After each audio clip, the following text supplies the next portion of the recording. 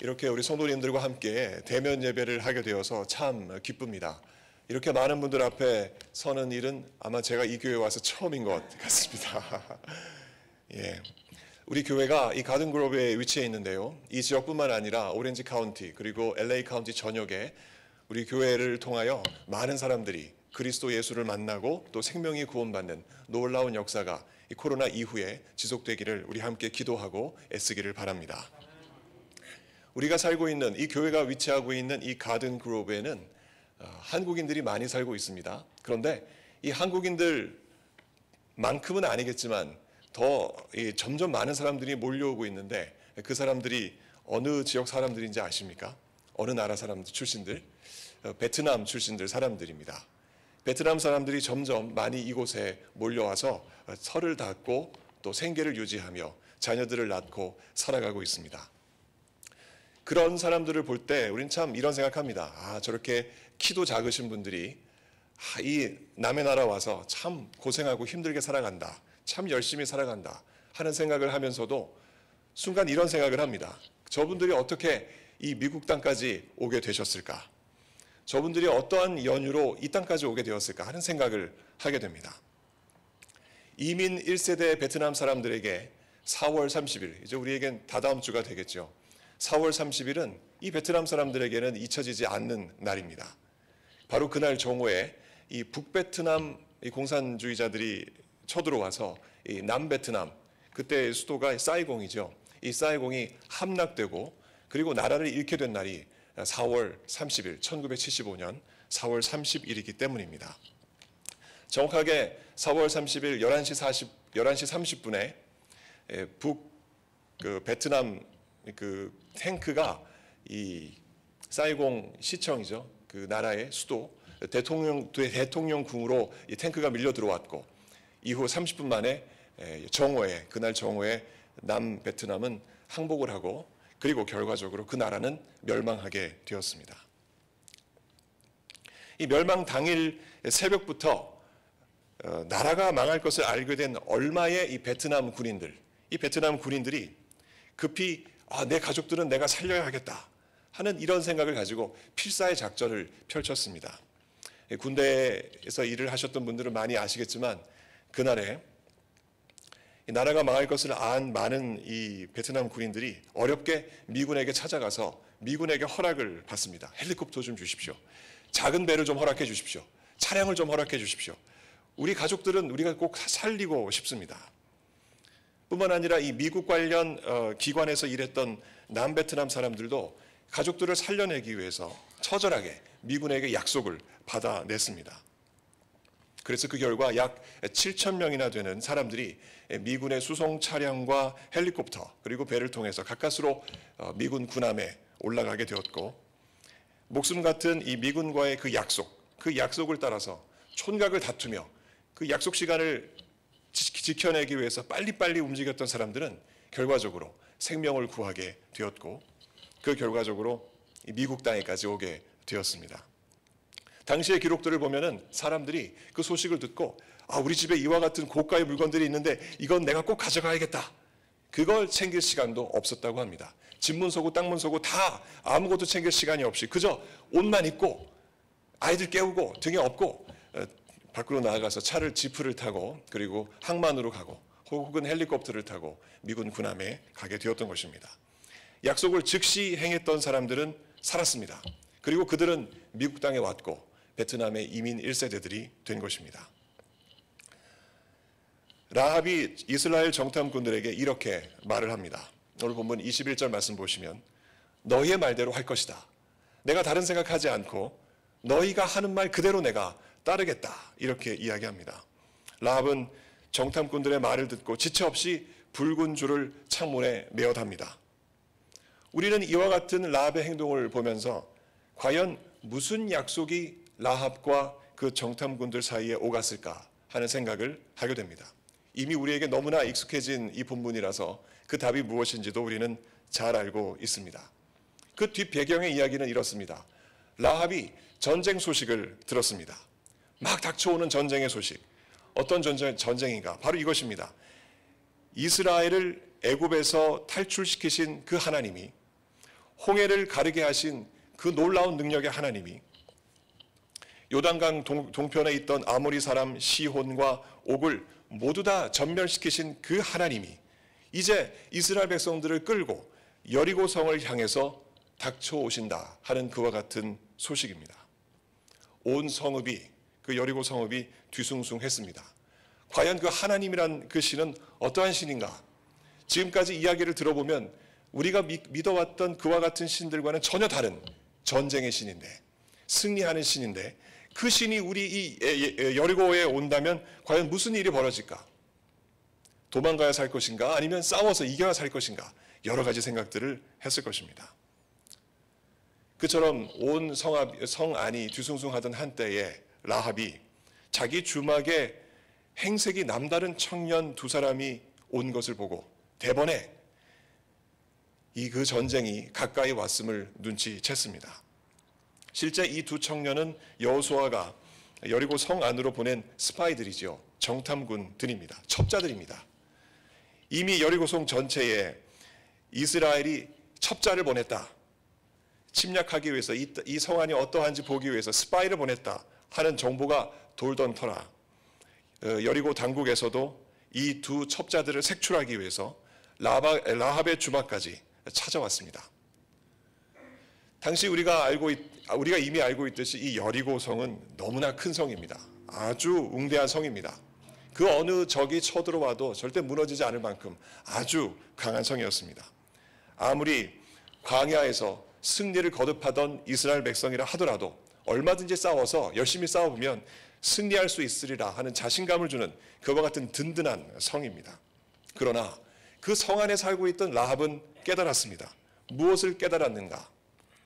싸움의 대상이 떠돌이, 방랑객, 무기도 변변치 않은 그 이스라엘 백성이 아니라 그 뒤에 계신 하나님, 전쟁에 능하신 그 하나님, 반드시 싸우면 이기시는 그 신 하나님이신 것을 라합은 깨달았던 것입니다. 까닭에 라합은 이 두 명의 정탐꾼들을 지붕에 버려놓은 그 3대에 숨겼습니다. 그리고 찾아온 그 정부 사람들을 호도하며 그들을 떠나게 했습니다. 이러한 행동을 한 라합의 이유, 왜 라합이 이러한 행동을 했을까? 이유는 분명한 것 아니겠습니까? 살기 위해서입니다. 나도 살고 그리고 내 가족들도 살고 어떻게 하든지 간에 이 전쟁이 닥쳐오고 있는 이 순간 가운데서 나도 살고 내 가족들도 살리고자 하는 그 마음이 라합 속에 있었기 때문입니다. 조만간 들이닥칠 화로부터 나와 내 가족들을 살리고자 하는 그 마음, 아마 우리가 라합이었어도 우리가 그 자리에 있어서 이와 같은 전쟁 소식을 들었다 해도 우리도 이 라합 같은 생각을 분명코 했을 것입니다. 그런 이유에서 라합은 이와 같은 자기의 생각을 그 정탐꾼들에게 말합니다. 9절에 이렇게 기록되어 있습니다. 여호와께서 이 땅을 너희에게 주신 줄 내가 아노라. 그렇게 라합은 정탐꾼들 편이 되기를 원했습니다. 민족들을 왜 이렇게 민족들을 배신했는가? 이렇게 우리가 또 따져 물을 수도 있겠으나 사실 조금 더 넓게 보면 이 라합은 여호와 하나님을 알았기 때문입니다. 그 하나님의 능력을 알았고 이 땅뿐만 아니라 이 온 하늘까지도 지배하시는 분이 하나님이신 것을 라합이 알았기에 그 하나님을 의지했던 것입니다. 그렇게 좀 더 우리가 넓게 봐야 하겠습니다. 그렇게 라합은 정탐꾼들 편이 되기를 원했고 대가로 자신과 가족 및 소유에 대한 신변 보호를 요구를 했습니다. 이에 정탐꾼들을 흔쾌히 그렇게 하리라 약속을 했고 그 약속의 증표를 정탐꾼들이 제시를 했는데 이것입니다. 우리가 읽은 18절의 기록입니다. 우리가 이 땅에 들어올 때에 우리를 달아내린 창문에 이 붉은 줄을 매고 내 부모와 형제와 내 아버지의 가족을 다 내 집에 모으라. 바로 그것입니다. 그 붉은 줄이 내려진 집, 그 집 안에 있는 사람들은 이 약속대로 삽니다. 그러나 만일 아니다, 더 안전한 곳이 있을 것이다, 내 생각은 저것 같아, 저것을 붙잡고 저리로 가면 되겠어 하고 그 집 밖으로 나가게 되면 아무리 라합의 가족이라 하더라도 그들은 이 약속을 어겼기 때문에 결국은 죽게 되는 것이었습니다. 이 약속을 누설하지 말아라. 이 약속을 반드시 지켜라. 두 정탐꾼들이 라합에게 신신당부하는 내용이 우리가 조금 전에 읽었던 19절에서 20절 사이에 기록되어 있습니다. 이렇게 라합과 정탐꾼들 사이에 서로 간에 생명을 건 약속이 이렇게 체결이 되었습니다. 라합도 약속을 지키고 정탐꾼들도 약속을 지키고, 그래서 서로 양쪽 다 살게 되는 그와 같은 약속이 이처럼 만들어진 것입니다. 그러자 이와 같은 약속이 체결되자마자 라합은 그 약속을 바로 그 즉시 이행을 했습니다. 정탐꾼들을 성 아래로 내려주자마자, 그리고 그들과의 마지막 대화를 나누자마자 그대로 이 붉은 줄을 창문에 라합은 내어 맨 것입니다. 우리는 이런 생각을 할 수 있습니다. 왜 라합은 내일로, 나중으로 미루지 않고 그 즉시 줄을 걸었을까? 적어도 정탐꾼들이 숨어 있다가 돌아갈 시간이 나흘이나 사흘이나 있는데, 분명히 이 줄을 좀 더 살피고 얼마든지 시간적인 여유를 갖고 그 줄을 내릴 수도 있었는데 왜 즉시 행했을까? 이유는 간단합니다. 이 체결된 이 약속은 생명과 직결되는 약속이기 때문입니다. 지체할 이유가 없습니다. 생명과 그대로 직결된 문제라서 살고 봐야 될 문제 아니겠습니까? 지체할 이유가 전혀 없었습니다. 다른 생각을 할 이유가 없었던 것이죠. 언제든지 들이닥칠 수 있는 하나님의 그 칼을 피하고 살 수 있는 일은 오직 이 약속을 믿고 있는 그대로 즉시 행동으로 옮기는 일, 그 일뿐이었기 때문에 이렇게 행동을 한 것입니다. 여리고성 정찰 업무를 성공적으로 이 정탐꾼들이 마쳤습니다. 안전하게 돌아갔습니다. 그리고 여호수아 앞에서 이렇게 보고를 합니다. 24절 기록입니다. 우리가 읽지 않았지만 24절에 이렇게 기록됩니다. 여호와께서 그 온 땅, 곧 그 여리고 성을 우리 손에 주셨으므로 그 땅의 모든 주민이 우리 앞에서 간담이 녹더이다. 사실 이 말은 정탐꾼들이 조사를 하고 결론을 내서 보고한 내용은 아닙니다. 사실 이 말은 정탐꾼들이 라합을 만났을 때 라합을 통해서 들었던 표현을 있는 그대로 옮긴 것입니다. 라합이 한 말은 9절에 표현되어 있는데 나중에 한번 살펴보시기 바랍니다. 여리고 사람들의 마음이 왜 이처럼 녹았을까요? 하나님의 칼날이 점점 다가오면서 여리고 사람들은 두려워했는데 그 마음이 이렇게 녹았다고 표현이 되어 있습니다. 왜 이처럼 여리고 사람들의 마음이 녹았을까요? 바로 원하지는 않지만 분명한 한 가지 확신이 그들 마음속에 있었기 때문입니다. 원하지는 않았지만 그 마음속에 있었던 분명한 그 확신, 그것은 무엇일까요? 여호와 하나님이 그 전쟁의 신이 반드시 여리고를 칠 것이다 하는 것입니다. 반드시 저 신이 우리에게 와서 우리를 칠 것이다 하는 그와 같은 확신이 바라지는 않지만 그들 마음속에 있었던 것입니다. 그것을 알고 살 길을 찾은 라합은 붉은 줄을 내렸습니다. 붉은 줄을 내리고 이 라합은 무엇을 했을까요? 붉은 줄을 내리자마자 이 라합은 정탐꾼들 간의 그 약속대로, 그 약속 있는 그대로 급히 가족들을 모았습니다. 자식들도 모으고 부모님들도 모으고 또 형제자매 모으고 뿐만 아니라 그 라합의 집에서 일했던 그 사람들이겠죠. 사람들이 있었겠죠. 그 주막에서 일했던 그 사람들, 그러니까 이웃들입니다. 그들을 모았습니다. 그리고 그 집 밖으로 나가지 못하도록 그들을 설득하고 그들에게 이야기하고 그들의 행동을 막았습니다. 그 결과 어떻게 되었을까요? 그 약속은 있는 그대로 지켜지게 되었고 그녀는 자신들의 가족들뿐만 아니라 소속되어 있는 모든 사람들, 그들을 모두 다 살려내게 되었습니다. 6장의 기록입니다. 나중에 우리가 또 살펴보겠습니다. 훗날 그녀의 이와 같은 행동을 통해서 하나님께서 이 여인에게 굉장한 복을 주셨는데 나중에 보아스를 낳게 되죠. 보아스를 낳게 되고 결국 예수님의 족보 위에 올라가게 됩니다. 뿐만 아니라 이 여인, 이 라합이 행했던 이와 같은 행동이 믿음의 행동이다라고 칭찬하며 그 믿음으로 살아갔던 이 좋은 샘플을 보여주었던 사람들에 대한 이야기, 히브리서 11장에 있는 그 이야기, 거기에도 이 라합이 등장하게 됩니다. 정탐꾼들이 라합에게 약속에 따른 증표로 붉은 줄을 제시했던 것처럼 우리 주님, 우리 하나님께서는 이 땅의 역사에서 약속이 담긴 하나님의 그 소중한 약속이 담긴 두 가지 붉은 표징을 우리 사람들에게 주셨습니다. 구약 성경에는 출애굽 당시에 그 문설주에 발랐던 어린 양의 피, 양의 붉은 피를 주셨고, 신약 시대에는 십자가에 달리신 예수 그리스도의 그 붉은 피, 그것을 약속의 상징으로 주셨습니다. 그러면 그 약속의 내용은 무엇입니까? 생명이죠. 생명입니다. 이 약속 붙잡고 있는 사람에게는 생명이 있습니다. 그런데 이 약속을 가볍게 여기고 발로 차거나 아니면 다음으로 뒤로 미루거나 하면은 그 생명은 그만큼 떠나가게 되는 것입니다. 장자를 죽이는 죽음의 사자가 지나갈 때에 양의 피를 문설주에 바른 집은 그 죽음의 천사가 담을 넘고 지나갔습니다. 그래서 그 집에 장자 살았고 그 집에 있는 여러 가축들의 첫 태생들은 다 살았습니다. 예수께서 십자가에 달리셔서 쏟으신 그 피, 죄인들의 피값을 대신 치르신 아주 무죄한 피 아니겠습니까? 그 보혈을 믿는 자는 영생을 얻습니다. 누구든지 이 주의 약속을 믿고 따르는 자는, 붙잡는 자는 삽니다. 그러나 이와 같은 약속을 모르거나 믿지 않거나 뒤로 미루거나 내 것으로 삼지 아니하는 자는 그 영생이 있을 수가 없습니다. 이 시간에, 이 아침에 우리는 우리 스스로에게 한번 생각해 봐야 됩니다. 나에게는 이 생명의 약속이 내 안에 있는가?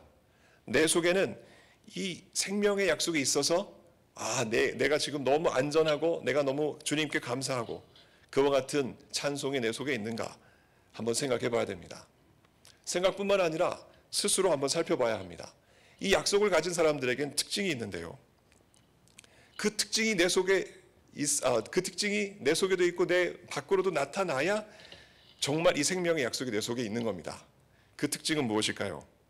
이것을 속으로 확신하고, 속으로는 확신하고 이 약속 나한테 있다고 확신하고, 밖으로는 급히 지체 말고 이 약속대로 사는 겁니다. 이행하는 거죠.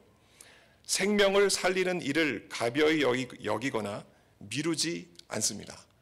의사 선생님들 일하시는 거 보면 그렇죠. 이머전시 가서 이 의사 선생님들, 의료진들 일하는 거 보면 느긋하게 걸어 다니거나 느긋하게 일하는 사람들은 한 명도 없습니다. 생명을 살려내기 위해서 바삐 움직입니다. 식사도 제대로 못할 때도 많죠. 똑같습니다. 우리에게도 그와 같은 모습이, 특징이 나타나야 내 속에 이와 같은 생명의 약속이 있다라고 말할 수 있는 것입니다. 가족 식구들에게 전하고,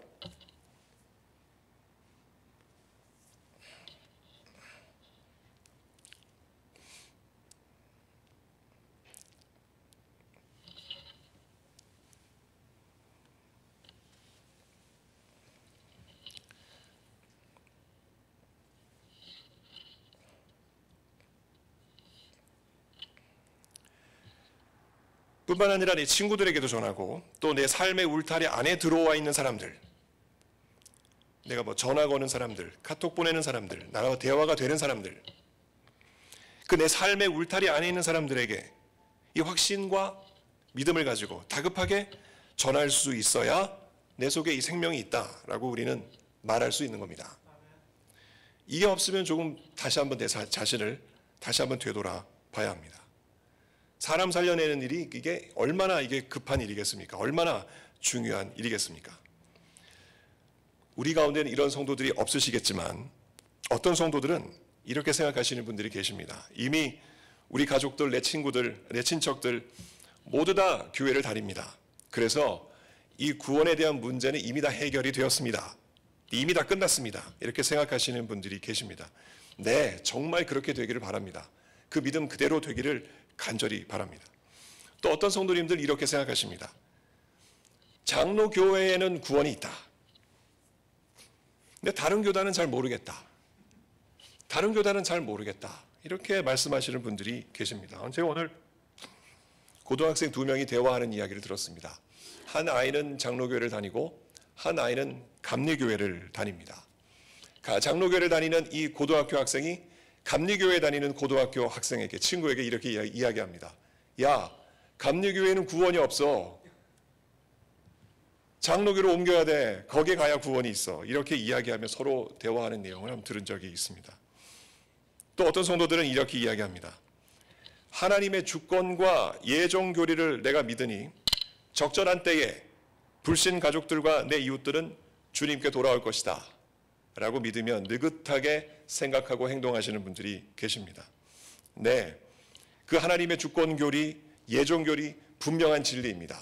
그것을 믿고 계시다면 정말 하나님의 은혜를 받으신 분이십니다. 그러나 왜 느긋하게 생각하고 왜 느긋하게 행동하는가? 이건 다시 한번 우리가 되돌아봐야 합니다. 우리의 모습을 한번 되짚어 보기를 원합니다. 교회만 출석하면 구원은 자동적으로 주어지는가? 어떻게 생각하십니까, 성도 여러분? 교회만 출석하면 구원은 자동적으로 주어진다. 그럴까요? 그건 아닙니다. 절대 그렇지 않습니다. 구원은 하나님의 선물입니다.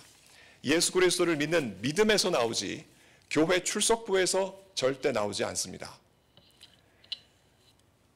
까닭에 우리 가족들과 우리 식구들 20년, 30년, 50년, 70년 교회를 다닌다고 해도 그 마음속에 교회를 다니는 그 발걸음과 그 심장 속에 그 마음속에 예수를 믿는 믿음이 분명한가? 이거 한번 다시 체크해 봐야 합니다. 내 어린아이부터 시작해서 내 부모님들까지 반드시 체크를 해야 합니다. 이 믿음이 분명한가? 혹시라도 교회는 다니는데 이 믿음의 울타리 밖에서 살아가고 있지 않는가? 마음이 거기가 있지 않는가? 예수 이야기하고 찬송을 부르지만 우리가 모르는 어느 곳에서 팝송을 노래하고 세상 노래를 얘기하고 그 가치관에 붙잡혀서 살아가고 있지 않는가? 반드시 점검해 봐야 합니다. 우리들의 어르신들도 마찬가지입니다. 분명한 믿음이, 그 약속의 믿음이 마음속에 있는가? 다시금 확인하고 또 확인해야 합니다. 한 걸음 더 나아가 구원이 특정 교단에만 있다는 그 선입견이 혹시라도 우리 마음속에 있다면 역시 버려야만 합니다. 교단 교리와 정책이 곧 하늘 보호자로부터 내려오는 지상 유일한 결정이다. 이렇게 생각하시는 분 없으시겠죠. 그래서 한 교단 안에 들어와야, 이 교단 안에 이 바운더리 안에 들어와야 제대로 된 구원을 맛볼 수 있다라고 생각하시는 분은 아니 계시겠죠. 구원은 사람이 만든 손, 사람의 머리와 사람의 지혜가 만들어낸 그 손에서 나오지 않습니다. 구원은 주님의 손에서 나옵니다. 하나님의 선물입니다. 그리고 그 선물의 증거는 예수를 믿는 마음속의 그 믿음입니다. 이 믿음으로 사람은 구원을 받습니다. 이 믿음이 우리 속에 있다면 그 구원의 약속, 그 약속을 생각하며 정말 열정적으로, 진취적으로 그 약속을 이루기 위해서 일을 해야 합니다.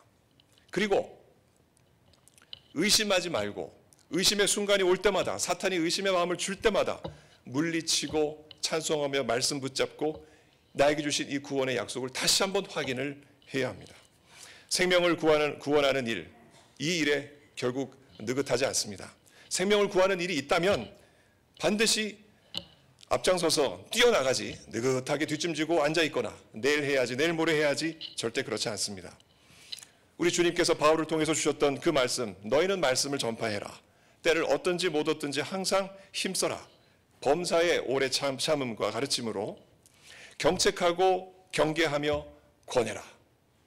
이게 이 믿음의 약속을 갖고 있는 사람의 외적인 특징입니다. 우리에게 이와 같은 특징이 있는가? 다시 한번 되돌아봐야 합니다. 라헬, 이 여인, 아무리 객관적으로 봐도 이 여인은 좋은 여인이 아닙니다. 하던 그 직장도, 그가 하던 일도 그렇게 썩 좋은 일은 아니죠. 아니, 썩 좋은 일이 아니라 나쁜 일입니다. 그럼에도 불구하고 이 약속을 받자마자 이 약속을 붙잡았습니다. 내일 해야지, 내일 모레 해야지, 사흘의 시간이 있는데 그렇지 않았습니다. 약속을 받자마자 창문에 그 붉은 줄을 내렸습니다. 그리고 가족들과 이웃들을 불러냈습니다.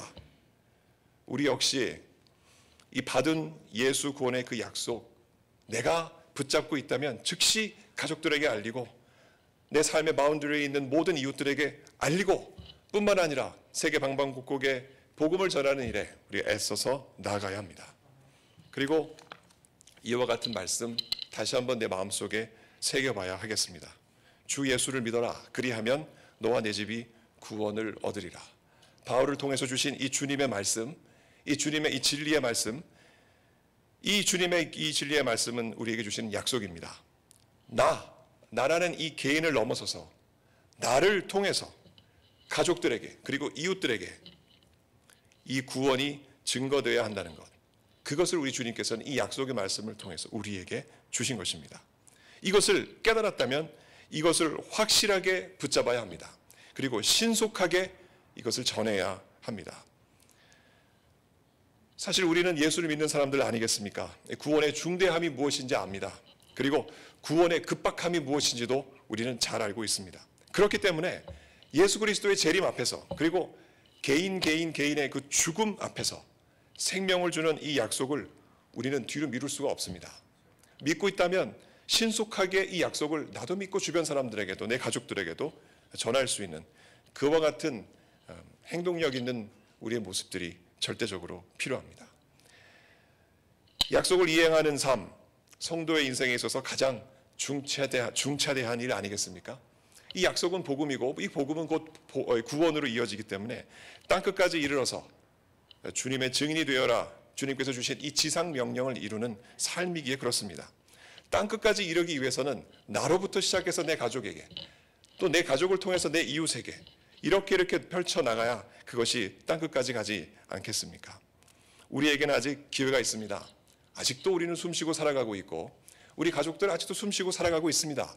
우리 이웃들 얼마든지 우리는 만날 수가 있습니다. 예수님 아직 하늘문을 여시고 재림하지 않으셨습니다. 우리에게는 아직도 기회가 있습니다. 이 생명의 약속, 내가 믿는다면 역시 애써서 힘써서 이 약속의 말씀을 우리는 전해야 하겠습니다. 그래서 결국 영혼을 살려내는 일, 우리가 이 땅에서 해야 할 아주 중요한 일 아니겠습니까? 이와 같은 귀한, 하나님께서 우리에게 주신 귀한 임무, 우리 마음판에 새기고 우리 마음속에 이 약속의 말씀이 살아서 역사하여 영혼을 구원해내는 우리들의 인생 되기를 예수님 이름으로 간절히 축원드립니다. 기도하겠습니다.